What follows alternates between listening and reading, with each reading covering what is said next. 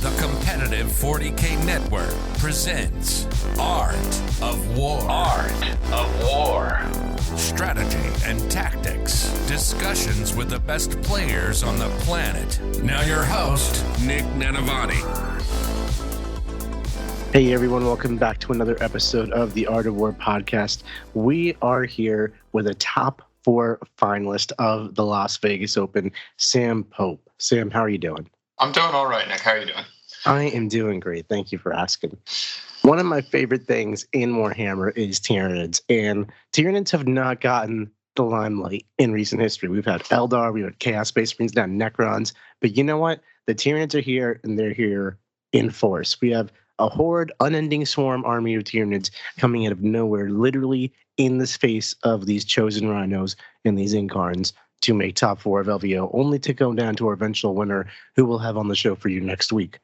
So in today's episode, we're going to get to know the man behind the army. We're going to get to know Sam, his play style, his approach to the game, how he makes Unending Swarm of all variations work, and kind of what that's about.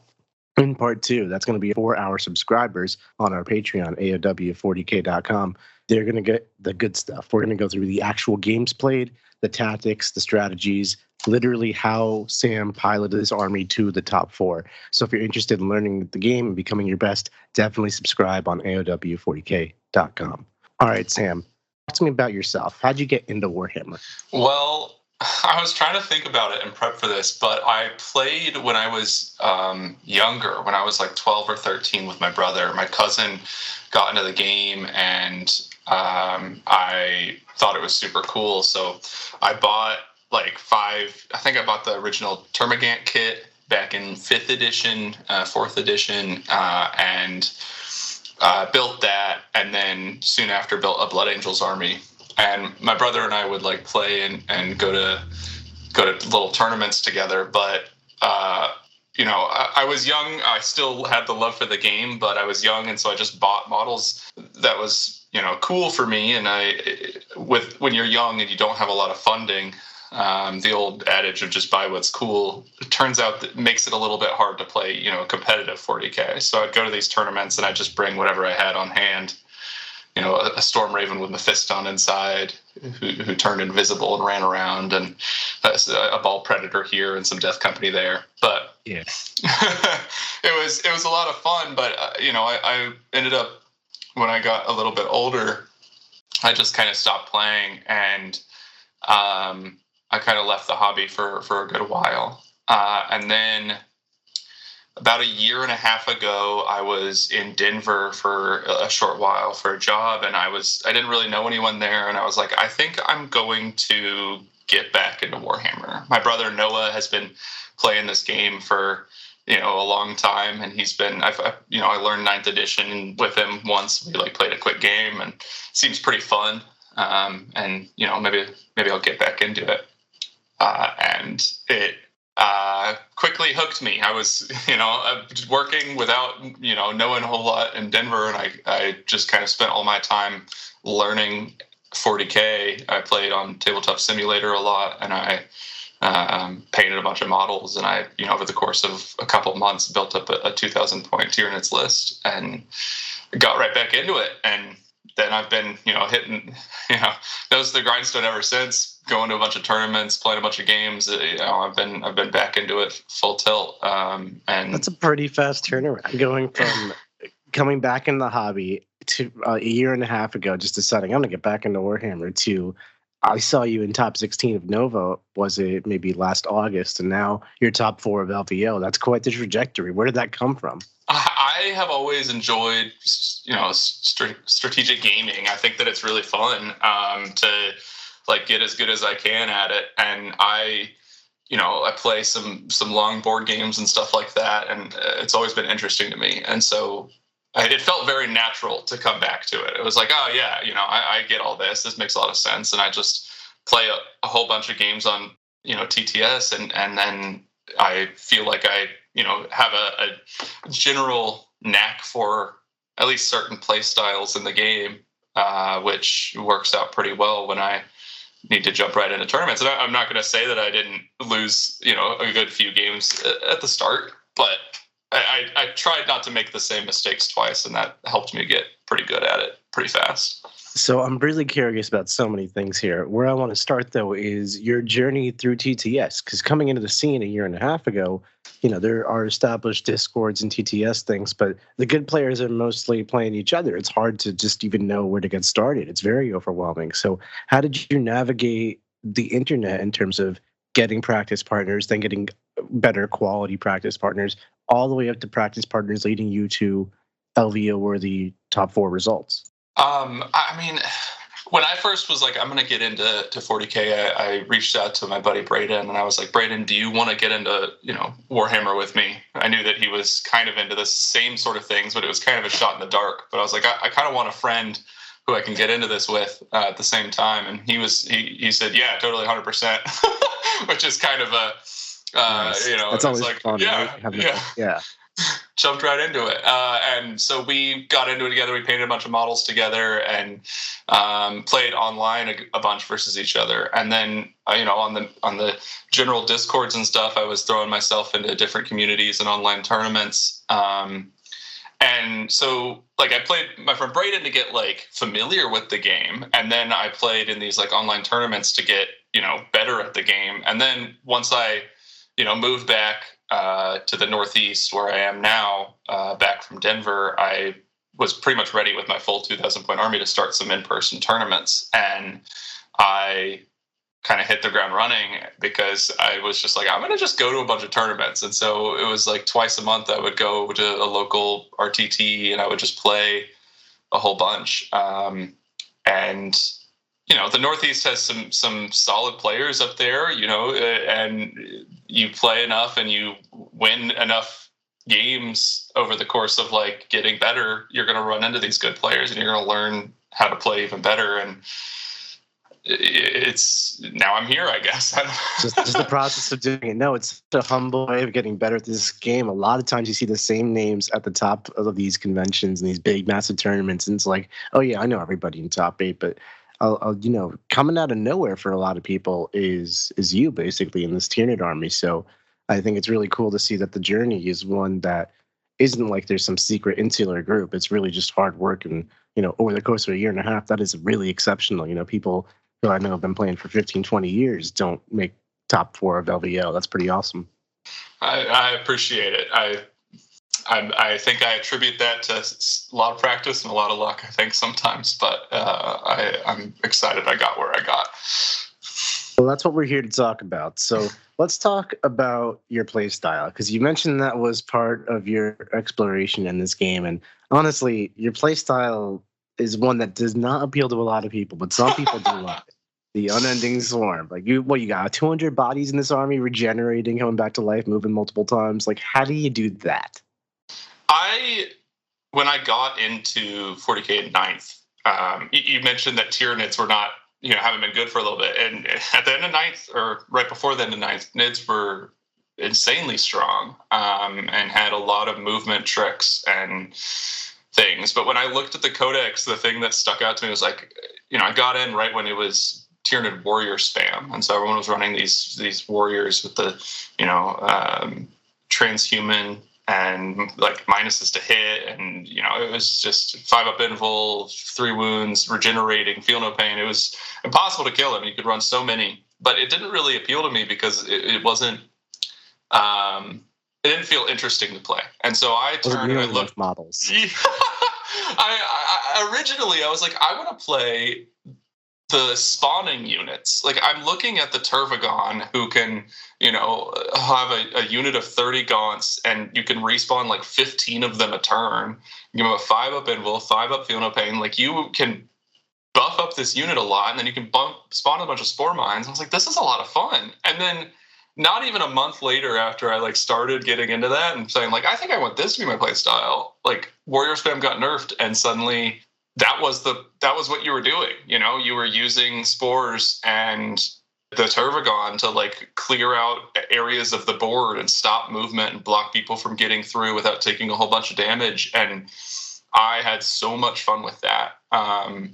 It was already what I wanted to do, and then it became meta, and it was great. And then, that got nerfed, and then 10th came around, and I was like looking at the Tyranid Codex, and I was like, what what can scratch that itch of like, I want to stuff my opponent and limit their options so much that they feel like they can't play the same game as me. Like they're playing the same game, but all of their tools have been dulled, and I've been chipping away at their sharp edges, and now they can't really do what they want to. And I was messing around with the normal Tyranid stuff, and then I saw someone out in California, I think, play a bunch of, Swarm Termagants, and I was like, that seems like a lot of fun. Like, that seems like a sort of thing I can get down with. And I immediately just started buying up Leviathan Termagants from people. Like, hey, $15, Termagants are bad right now, right? Can I buy those off you? Or, people who already had a bunch of Termagants and were willing to get rid of them.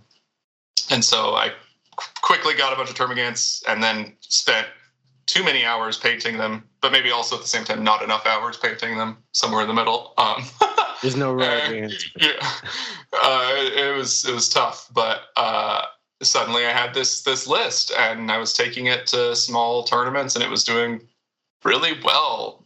Before the Tyranid Codex came out, we had Invasion Fleet, and you could take the Tervagon, and you could take your Termagant squads, and you could take the free strats, and you could respawn a whole bunch of Termagants. Like, if the squad doesn't die, which a lot of times it won't, with -1 to hit and a 5-up field of pain, you could respawn it back up to a lot of strength and step back onto points and keep scoring. And it was really well positioned into the Eldari meta at the time, and because Eldari had these big. Like the Wraith Knights. Yeah, exactly. And it's like, those are good at taking out Swarm because you just auto the 6 to wound, and they, it picks up like 12, and you're like, yeah, 12 is fine. Like, that's okay. It doesn't, I can respawn that. I just can't let the whole unit die, and you can generally pull away out of, using coherency tricks and stuff like that, away from the Wraith Knights and the D-Cannons and stuff like that. And I took it to Nova, and that was my first super major.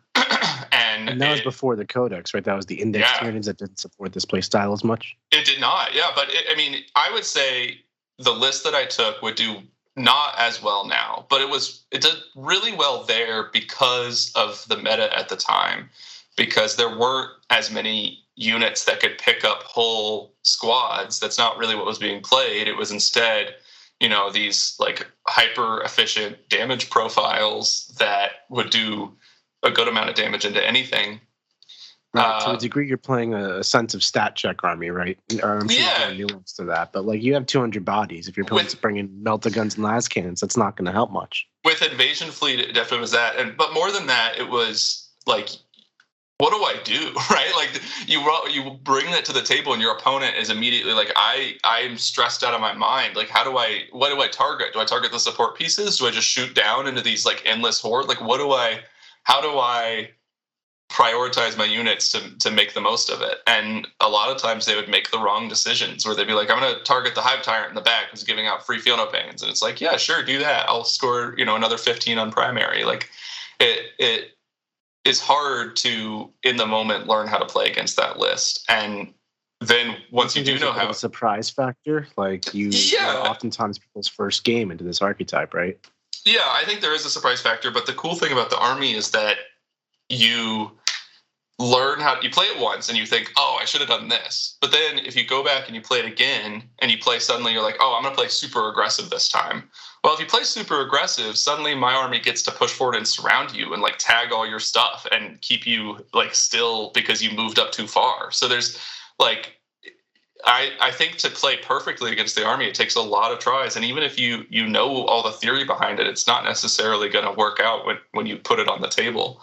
So like that was really enjoyable for me. And I ended up losing to some, it was my first shadow round and I was exhausted and I made some silly mistakes, but it was a blast all around. And then the Codex came out and I was, at first I was like, Invasion Fleet. I don't even know if then the Swarm has the tools to make it better than Invasion Fleet for the Swarm play, but that was not accurate because the Endless Swarm really had a lot of fun tricks. And the first time I actually put it on the table, I was like, okay, I'm starting to see the sort of things that you can do with this list, and it is unlike much else in the game right now.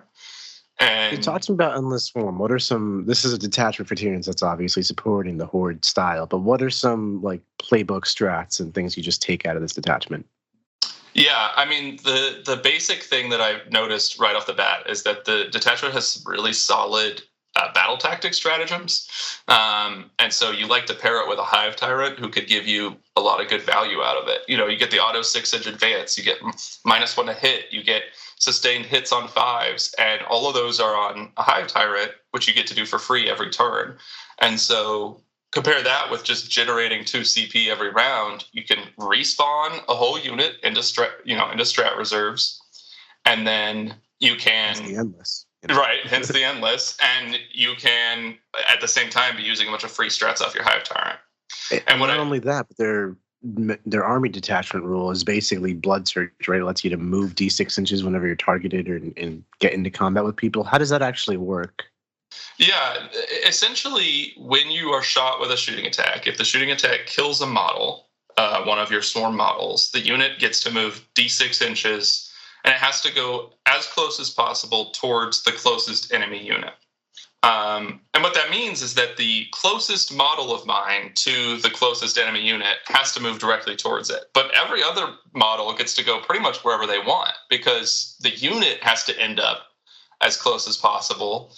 But that doesn't mean every single model does. It means just the unit does. And so I can, push closer with one, but you swing another to swing onto the objective. I can, you can shoot me once and I could push forward, and at the same time I can swing around to move block some other stuff, or like block a charge target.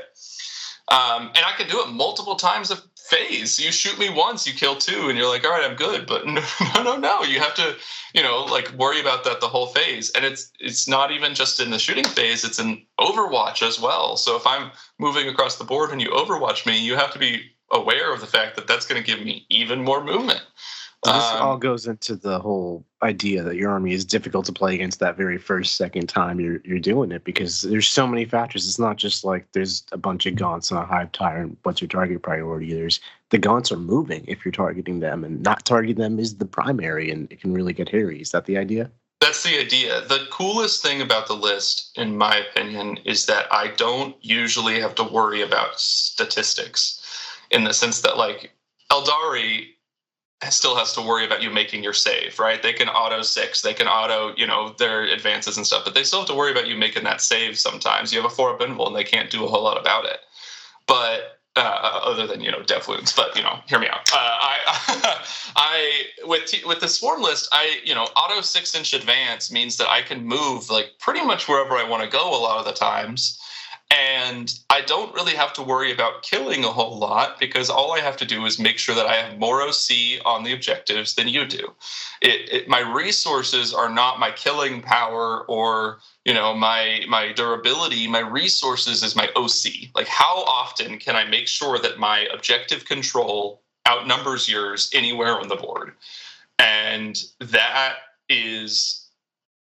it means that I don't really have to worry about like odds as much. Like, I don't have to worry about low rolling a 5 attacks. Oh no, I rolled 3 1s to hit, and suddenly like I'm in a bad spot. It's I very rarely have spikes due to these rolls, and that is nice, because like every Warhammer player, I think that I have the worst rolls anyone could have. So it's incredibly nice, and it also leaves a lot of room for, me to make mistakes, because what the army comes down to is move blocking and controlling enemy movement, which is, like I said, what drew me to, Spore Mines at the beginning, and what draws me to Swarm now is I really like controlling my opponent's movement and where they can go on the board. And having, for example, a unit of 20 gargoyles that moves an automatic 24 inches because it moves 12 inches, it has an assault weapon, I can auto 6-inch advance, and it moves 6 after shooting. It means I can just deploy those on the line and can, block off my opponent from getting where they need to go. And I will not ever be able to say, I think, that I can just roll up to a table and say, yep, easy win. Well, most of the time I can't, because most of the time people can pick up gaunt bodies.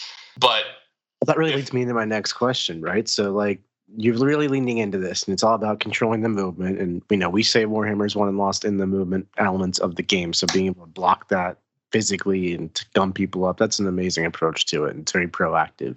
And the challenge here is that you're doing it in a way that lets you mitigate dice. You don't have to kill stuff to win. But if you don't kill stuff, your opponent, one, can just tee off on you every turn, just full blast, 100% offense. And that can sometimes, depending on your opponent, kill your gaunts at a rate that's unacceptable. I think like an Eldar army made of Wraith Guard is going to struggle to kill gaunts at any meaningful pace with Wraith Cannons.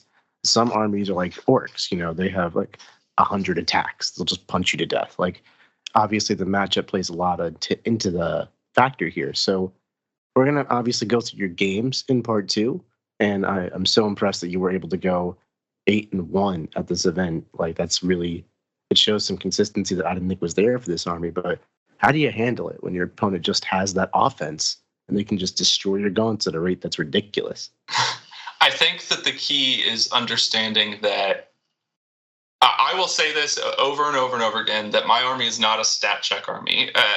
You're right that if I run into Eldar who's teched into anti-tank, it is a little bit of a stat check. But I would say that 90% of armies that I roll up to the table and I look up across it, they have tools to pick up gaunts. So then I have to say, okay, they have, like, let me count the tools that they have and let me see how it works to get them into the places they need to go. And then based on that, how can I deny those tools as much value as I can? Against melee armies, that comes with a lot of screening. The 20-man units are incredibly good at limiting charge targets. You run into an orc army, and yeah, they have a lot of units that can pick up 20-man squads of termagants, but can they all connect if I'm strung out a Neurogant, like a 90-point Neurogant squad across the front of my deployment zone? Like, no, not really. They have to charge the Neurogants. And then once that happens, I get to shoot, 200 shots of Spine Fists and Exocrine shots and whatever right in their face. Like, they can't really do that as easily.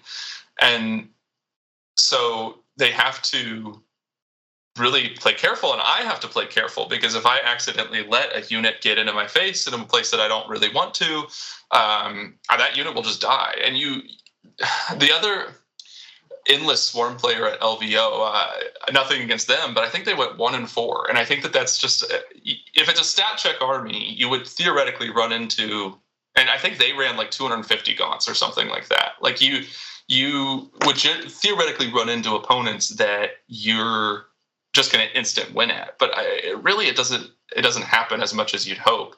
And so you have to position your squads to move in ways to limit opponent movement. If you go first, it's great. Going first within the swarm is fantastic. For up until the 9th round of LVO, I had an 100% win rate in 10th edition when I went first. I had played like 60-something games of Warhammer with this list. I know that's not very much to maybe the pros out there, but I hadn't lost. To me too.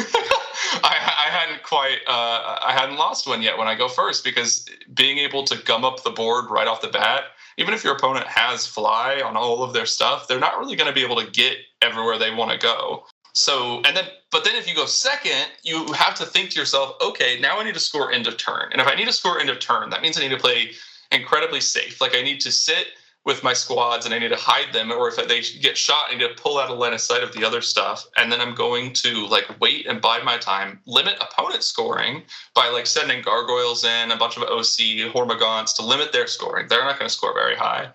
And then on the last turns, I can sweep in and I can, score end of turn and win like that. And it's really recognizing how many tools you have and how you can spend those resources to score your points whenever you can. And that mostly comes from primary play, although my secondary play can hold its own pretty well against the top armies in 40K right now. It just holds its own. I think that there are armies that are better than me at scoring secondaries, And there are definitely armies that I'm better at scoring secondaries, but it about equals out. So I really need a win on that primary. Yeah, I love your scoring emphasis. I think that's definitely a hallmark of your Gaunt staple, right? Like if you're going to bring OC2 everywhere, focusing on primary is definitely the move. And then it's a matter of strategically dying in a way that's sustainable. Like you just got to last for 5 turns, basically, right? So screening is huge. And then, like in your orc example, like you don't have 0 offense. You have enough offense for certain profiles. So if you can line that up and all that, then shooting armies, I imagine you're pulling casualties to manipulate line of sight with walls and things like that. So you have a lot of interesting play to try to technically keep your units alive through some shenanigans with the Tyranid army. Are there like any moves like straight out of your playbook that aren't maybe as obvious to the commoner? My favorite is, whether I go first or second, I only use 1 squad of gargoyles because I find that it's enough. I use 1 and they kill it and I respawn it. But I'll always deploy on the line, and if I get second, then I get 1 extra CP to play the game with, because if I go first, I have to save both my CP for the round for the respawn, because I'm going to send a unit in and it's going to die and I want to respawn it. But if I go second, I don't have the CP to respawn yet, so I get an extra 1 to work with, which means generally I can deploy gargoyles on the line, and if I go second, they're going to shoot at the gargoyles, but I have anti-blast strat. I have an extra -1 to hit. I have, some pretty solid, tools to keep at least some of the models of the squad alive, which means that on my next turn I can send in like whatever's left of the squad, use it to move block a little bit, score some points, and deny, even if only 5 models are left, that's still OC10 that moves 24 inches. It's going to go deny a point and then probably die doing it, and then I get to respawn it on my next turn. If I go first, I get to send in all those gargoyles, and I move block.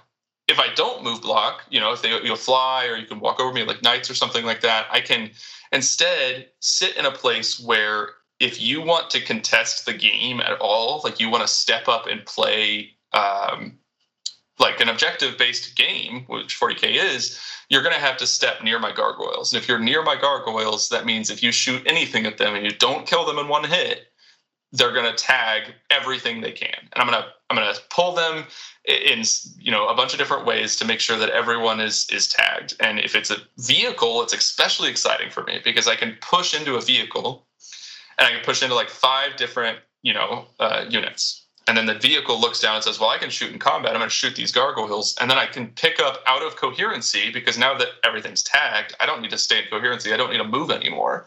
So I pick up models out of coherency so that all that's left is just individual models holding a whole 5 units in melee across the board, which is incredibly frustrating to deal with because you suddenly have all of your units are stuck. They can't charge. They can't shoot. That's a hell of an opening. It's a lot of fun. Conundrum, right? Like if you don't walk towards the objectives, then the gargoyles hold the objectives. And if you do walk towards the objectives, the gargoyles are going to engage you. And that's just crappy. That's like no one likes that.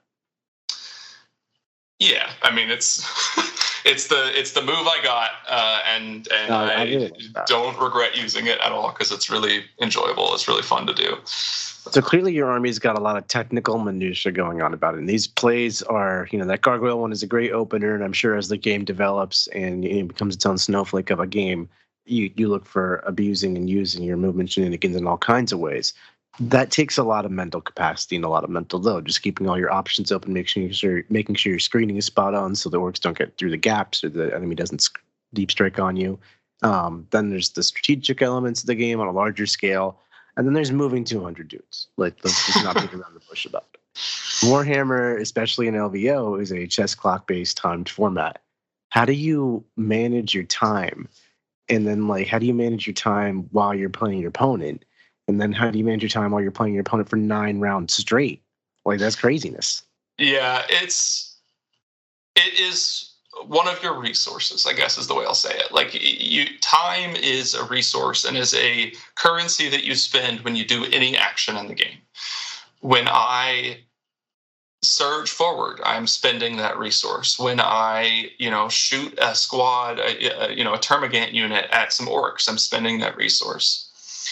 And I have to be incredibly careful about what I'm spending that resource on when I play, because Termagants with 40 shots of twin-linked shots that can get sustained on 5s, like that can pick up a lot of things. It can put wounds on pretty much anything in the game.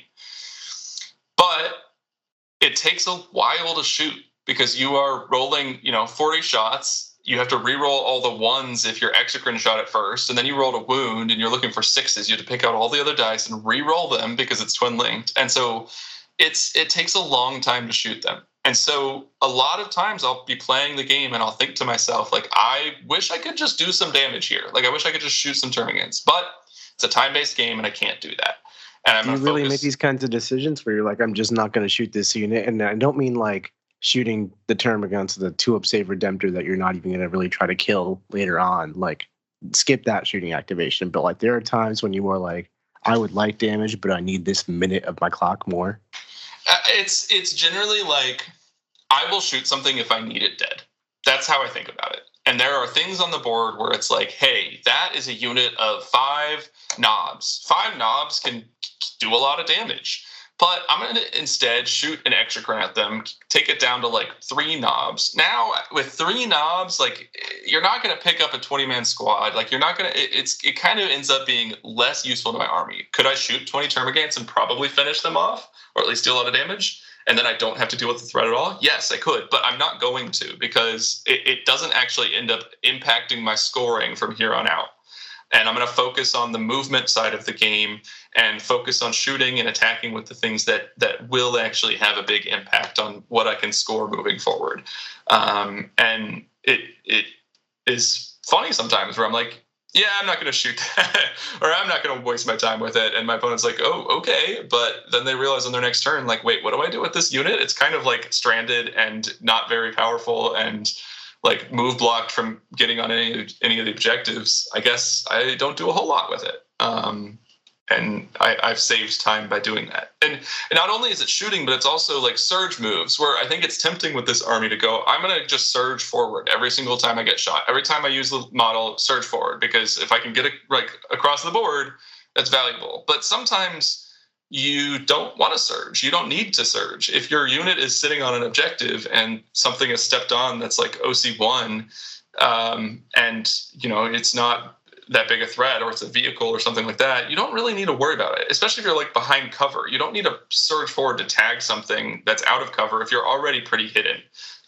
You can just kind of keep hanging out. And sometimes it'll be unfortunate because then on your next turn, your unit is engaged and you don't really want them to be as much. So there's that side of the play, which is like, how can I make sure that every move that I'm making in this game has meaning and is working towards the overall goal of me scoring more points? And then there's the fact that playing against Endless Swarm takes time.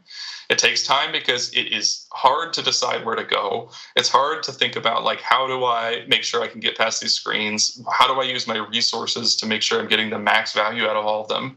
And it's hard because it takes a lot of dice to shoot them. Like, you have to roll to hit, and you have to roll to wound, and you are rolling a lot of dice and a lot of attacks throughout your army that you're maybe not used to having to roll. And so while I might run out of time sometimes in a game where I have to shoot a lot, if I'm playing into orcs or I'm playing into like a Cursed Cultist CSM, I really do want to shoot most of my Termagant shots if I can, because they can put real damage onto a Cursed Cultist. But on the flip side, they really want to be like attacking with their stuff all the time as well. And so I might be getting low on time, but I've never had a time where I'm the only one. Like, it generally is my opponent who is struggling more with it because they aren't as practiced. They don't know how to conserve their time and, make it count as much. It's not my favorite way to put pressure on an opponent, but it is a serious part of the game that I think a lot of people are unprepared for, is how to maximize your time with an army that didn't used to struggle with it, but now they are because they're playing into, 150 gaunts. Time management is an enormous factor in competitive Warhammer, depending on your format. How diligent are you with the clock when you play? Is it like every time you touch a dice, move a model, you're flipping the clock and then flipping the clock back? What if your opponent is not as diligent? Because very few people tend to play that diligently. I try to let it be mostly up to my opponent, I guess is how I'd say. If my opponent is being super diligent about it and switching it back to me a bunch, I'm trying to match that. Where like I'm going to, you're gonna Overwatch, you're gonna do blank. I'm gonna pass it, back to you anytime that you react to my movement, or you're thinking about something, or you're deciding how to play. I'll switch it back to you. If we're, if you're playing and I'm like taking saves while you're picking up dice and to roll your next attacks, and we just kind of keep on playing it, it's fine. I'll do the same thing. Yeah, I have to pay attention to the game because I move models in almost every phase of the game. Like I move it in my movement phase, I move it in my shooting phase, I move it in the charge phase, and the fight phase, I move my opponent's movement phase and my opponent's shooting phase, and my opponent, like I'm always moving. I like to focus on the board. And so sometimes I'll be focusing on the board and not realize that the clock's been like switched over to me and I need to swap it back. And, that's something for me to get better at. But all things considered, I don't have to usually be super specific on the clock, because as long as I'm kind of matching my opponent's, style about it, I guess it works out. Definitely matching your opponent's energy is a great way to put it. I definitely do the same thing. Yeah. Have you played in any of the Games Workshop events that don't enforce a clock? I'm just curious. I have. Generally, I leave it up to my opponent, and I try to have a clock available if they want me to play on one, because I'm available and can play on a clock. But I don't do it. I don't enforce the clock because of what I was talking about earlier, where it takes a lot of time to play against my list. And not only that, but my list scores a lot early. And so I don't like to, if the event doesn't enforce a clock, I don't say, like, I would like to play on a clock or I want to right now. I leave it up to my opponent's decision, and I give them as much information as possible to make that decision. Because oftentimes, if we do run out of time, or my opponent does run out of time, and we have to call it where it stands, I'm going to be in an advantageous position. And I don't like winning like that. I don't like saying, all right, end of round 3, let's call it dice down. And I, am scoring really high, but I, maybe I'm running out of resources. Instead, I can appreciate that that's a really easy rep to have, right? Like you're the Tyranid player, or, you have the 200 bodies. Of course, it ends on turn 3. And, the only way to really track who takes the time and how that works is the clock. And absolutely true. I've played on the other side of this Tyranid army before, something similar. It does take a lot of time for your opponent to play against, especially if they're trying to make the right decisions and they don't have much experience against. So there's a lot of things to consider. Like, people are not used to you moving in their turn at all. And people can overthink that for who knows how long. So I really appreciate that you are trying to recognize that is a real stigma and pitfall to fall into, and you're really trying not to ahead of the time. Yeah, it's I think that what feels better is if I do lose with this list, you can tell pretty early that it's going to happen, because I've lost too much resources too quickly and I haven't been able to block my opponent out, that usually at the top of it you can say, like, I think I'm going to lose this one. Like, I think I'm in a bad spot here. And at end of round 3, maybe I'm winning, but I've lost so much that I can say I'm going to say that I lost this. And that's why I leave it up to my opponent, because if we don't play on a clock, I do everything in my power to talk out whatever is going on. And so if end of round 3, it's very clear that, like, I'm struggling, I will just say that we'll talk it out and give it to my opponent, because it's not like, oh yeah, I'm clearly it's like a losing. Master, right? You have enough gaunts, you don't have enough gaunts. Exactly. By end of round 3, you can generally tell who's going to win the game. And so it doesn't, I hope and I feel that it generally doesn't feel like I'm, coming across as like, aha, I got you. It's like, yeah, maybe we have to end at 3, but we know what would have happened. And that works out most of the time. And if I ever play against someone and they don't think that's the case, I hope you'll tell me, because playing against this list, I hope, should be very fun. I think the Endless Storm list feels like Tyranids. You're sending out tendrils of the hive mind, and you're curling around the board, and you're hampering movement, and you're swarming over your opponent, and they're killing so much of the bugs. It feels like Starship Troopers. Like, it's great. But I hope that is an enjoyable experience, win or lose, and I want to do everything in my power to make that the case. Because otherwise it's a big bummer. For sure.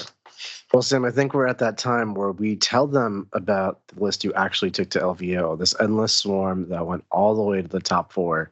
What top to bottom did you take?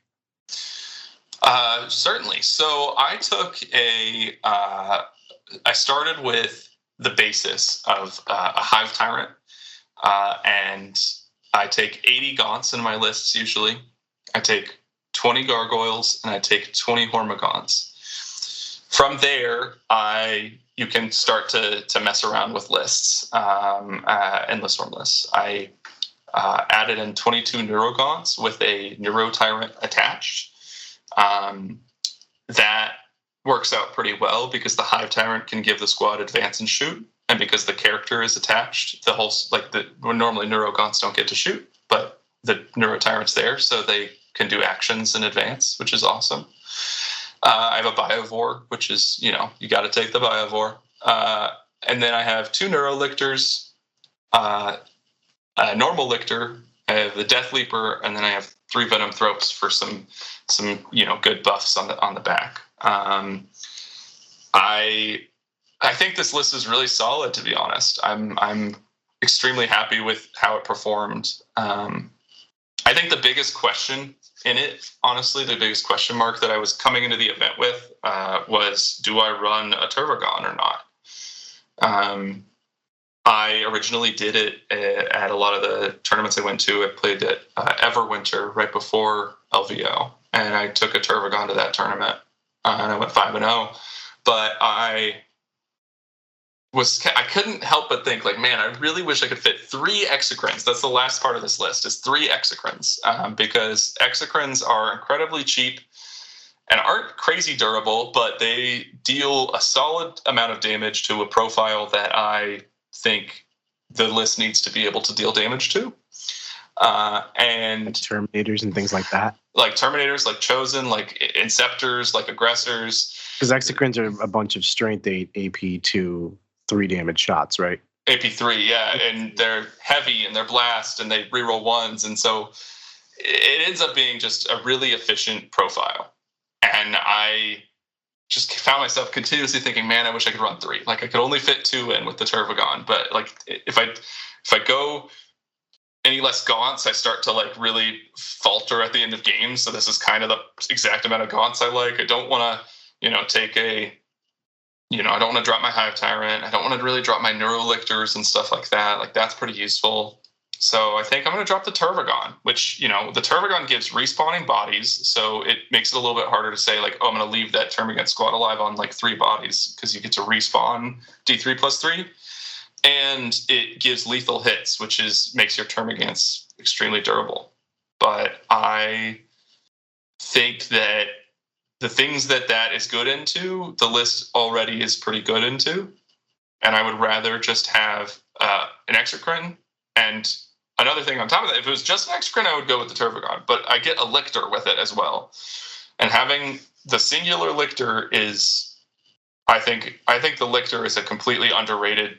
Talk to me about this Lictor. This is the only thing I don't like about your list. Why isn't this the third Neurolictor? Well, I need to know. First of all, it's a points thing. But second of all, I think that the Lictor is so good right now because I think that there are a lot of leaders in the meta right now, where you have a lot of characters in the 41st millennium, like a guy leading a squad. Exactly. Yeah. And so you have having a Lictor who can push into a unit with a character in it and take out that character fairly consistently, like he's taking out a Chaos Lord. That's happening. No, not especially, but that's not the important thing. It's more like taking out the Dark Commune leader. It's taking out the those like Canoptic leaders and the Necron units. It's taking out some of those. Like a couple of those Space Marine leaders or some GSC leaders and stuff like that. Like, those are very useful. And more than that, the Lictor gets ingress for 0 CP. And it gets a rapid ingress for free. And normally it's, well, why don't you just ingress another unit? But in my list, I spend my CP as it comes on respawn. and then I have free strats. And so I don't have CP to spend on like other things. And so having a unit who can ingress in with lone op, so you can just drop 12 inches away after your opponent has moved, and you can say, look, you can't shoot me, you can't charge me, and then next turn I get to move 8 and charge you.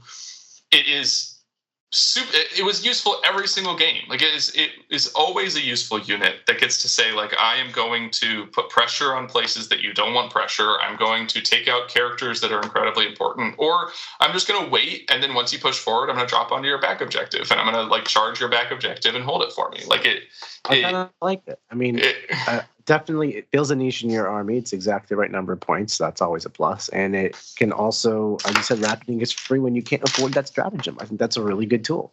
It's a super good tool. And Neurolictors are great.